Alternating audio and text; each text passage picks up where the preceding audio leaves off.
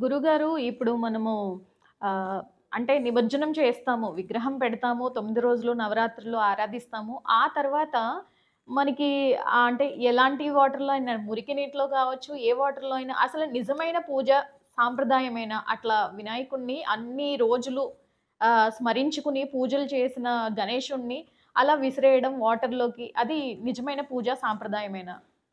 అంటే అమ్మ దీంట్లో 2 విధానాలైనటువంటివి ఉన్నాయి.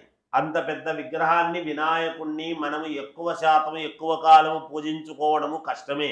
అందుకనే నేను చెప్తున్నాను. ఎందుకు అంటే, ఇప్పుడు చిన్న విగ్రహము ఇంతెత్తు 2 అడుగులో, 3 అడుగులో మినిమమ్ 5 అడుగులు.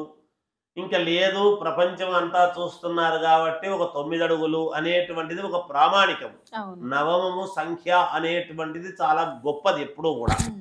ఎందుకంటే మనకు నవరాత్రులు అనేటువంటిది ఉన్నప్పుడు 9 అడుగుల విగ్రహం చాలు గదా! అవును. ఆ విగ్రహం మనము నిమజ్జనము చేయటం అనేటువంటిది మంచి నీళ్ళల్లోనే, పవిత్రమైనటువంటి నీళ్ళల్లోనే చెయ్యాలి. అందుకనే పూర్వము ఏమి అంటే, మామూలుగా ప్రవాహము పారేటువంటి నదీ ప్రవాహములో మనం చేసేటువంటి ఆవశ్యకత ఉండింది. ఎందుకు నది అని అంటున్నాము అంటే, నదికి ఒక గొప్పతనం ఉన్నది. పారంగా పారంగా కింది నీళ్లు పైకి, పై నీళ్లు కిందికి ఫిల్టర్ అవుతూ వస్తాయి. కనుక నదీ స్నానం అనేటువంటిది గొప్పది. అవును.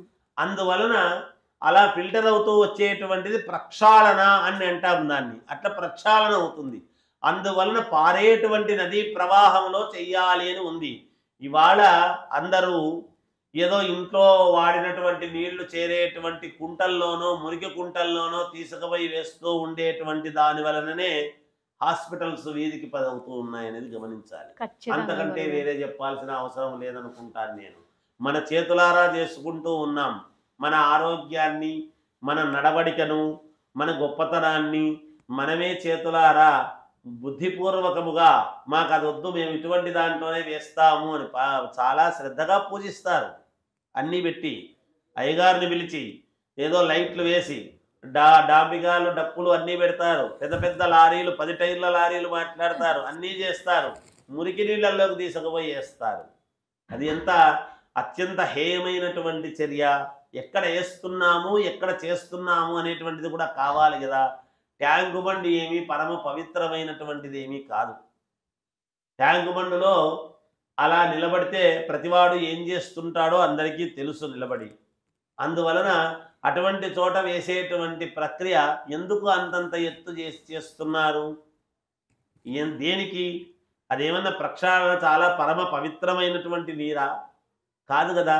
ఆ నీళ్ళల్లో వేస్తూ ఉండేటువంటి దాని వలన అందుకే ప్రభుత్వాలకు గూడా కొన్ని ఇబ్బందులు వస్తున్న కారణం. ప్రభుత్వాలు శ్రద్ధగా తీసుకొని మామూలుగా వీళ్ళందరినీ పోలీసులను అందరినీ పెట్టి ఎక్కడ చేస్తున్నారు అంటే ట్యాంక్ బండ్‌లో చేస్తున్నారు. ట్యాంక్ బండ్‌లో వినాయకుడిని ఆ మురికి నీళ్ళల్లో చేయడంలో ఆంతర్యం ఏంటంటే ప్రభుత్వాలకే ఇబ్బంది. అందుకే ఏం చేస్తివో భోంచేస్తివో అని. చేసినటువంటి దానికే కదా నువ్వు భోంచేస్తావు. ఏం వంట చేసుకుంటే అదే తింటావు.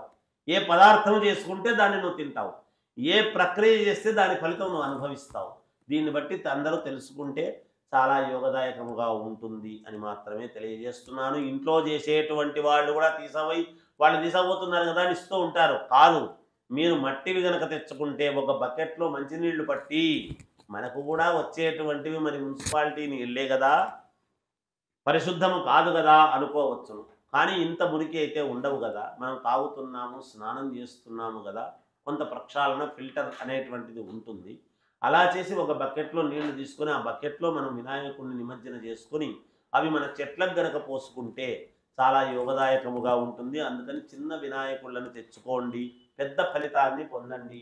పెద్ద వినాయకుళ్ళను తెచ్చుకొని పూజలు చేసి, మీరు కృత్రిమమైనటువంటి ఇబ్బందులకు లోబడి పాల్పడవద్దు అనేటువంటిది తెలియజేస్తున్నాను. జయోస్తు.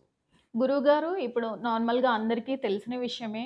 వినాయక చవితి రోజు మనము ఆ కథ విని అక్షింతలు వేసుకోకపోతే గనక నీలాపనిందల పాలవుతారు. చంద్రుడిని చూడకూడదు అంటారు కదా! దాని గురించి మాకొక్కసారి.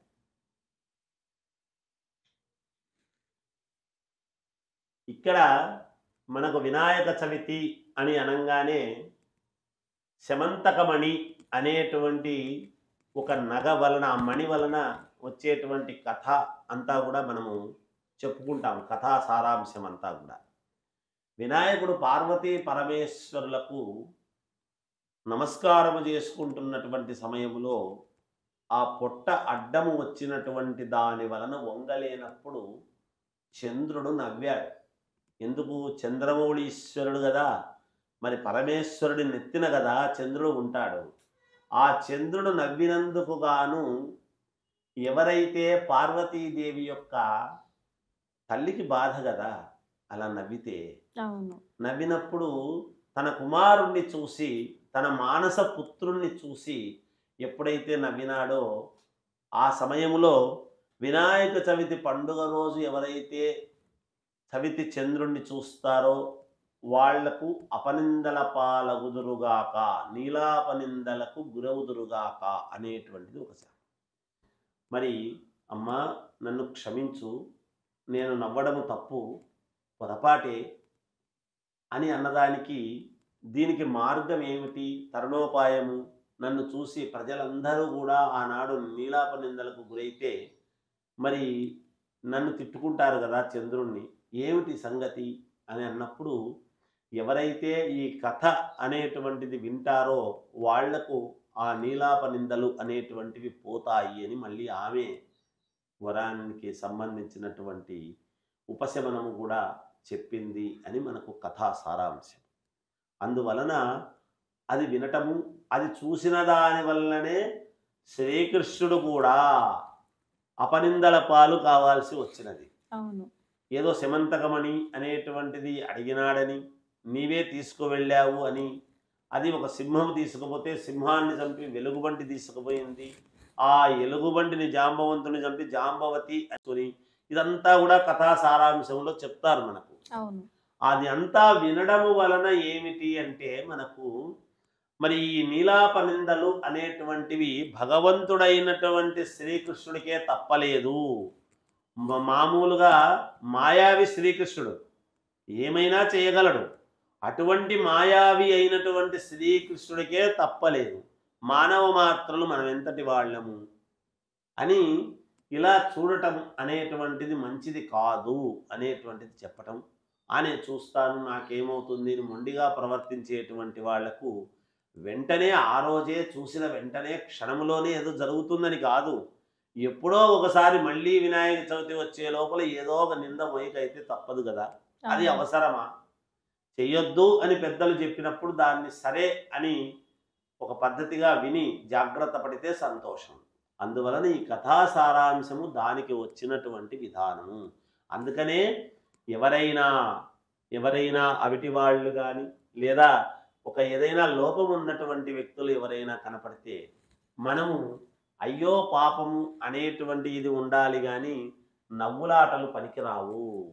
ఏదైనా ఉండవచ్చును, లోపము లేని మనుషులు ప్రపంచంలో ఎవరు ఉండరు, ఉంటారు ఏదో ఒక రకంగా, కానీ వాళ్ళను చూసి మనము నవ్వరాదు. వాళ్ళందరినీ కూడా మనము ప్రేమతో అనుకూలముగా చూసుకుంటేనే మనస్సు అంటే మనఃకారకుడు చంద్రుడు నవ్వడం వలన ఏమిటి? చంద్రుడు మనఃకారకుడు, మనస్సు స్వచ్ఛముగా పెట్టుకోవాలి అని చెప్పటానికి నిదర్శనం ఇదంతా కూడా. మనస్సులో కూడా తిట్టుకోరాదు అని చెప్పటానికి వచ్చినటువంటి ప్రామాణికమైనటువంటి కథ సారాంశం తల్లి ఇది. వినాయక చవితి రోజు ఎక్కువ మంది చేసే పొరపాట్లు ఏంటి గురుగారు? దాన్ని తప్పించడం ఎలా?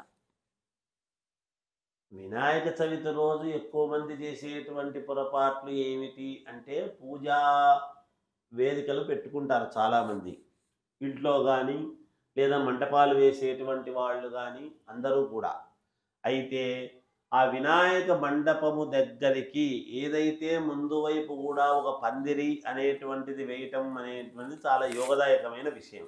అయితే ఒక 10 అడుగుల దూరములోనే చెప్పులు పాదరక్షలు అనేటివి వదిలేసి వినాయక మండపము దగ్గరికి వెళితే యోగదాయకముగా ఉంటుంది.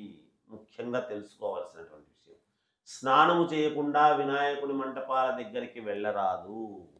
అలాగే స్నానము చేయకుండా మడితో తప్పకుండా స్నానము చేసి మడితో నివేదనలు చేసి ఏదైనా మంటపంలో ఇవ్వాలి అంటే ఇవ్వవచ్చును ప్రసాదాలు అవి. స్నానం చేయకుండా ఏముందిలే వినాయకుడు అని చెప్పి ఇవ్వటము కానీ లేదా ఇంట్లో ఎవరైనా అంటూ ముట్టు బహిష్టు అయిన వాళ్ళు ఉంటే మేము వినాయకుడికి ఇస్తున్నాము ప్రసాదము అనేటువంటిది కూడా సాంప్రదాయం కాదు. ఇంట్లో అలా ఉన్నప్పుడు మడివంట అనేటువంటిది పనికిరాదు. ఇలాంటివన్నీ చాలా ఉన్నాయి. అందువలన ఇవన్నీ కూడా జాగ్రత్తగా చేసుకుంటే వినాయకుడి యొక్క అనుగ్రహము మనకు పరిపూర్ణముగా కలుగుతుంది.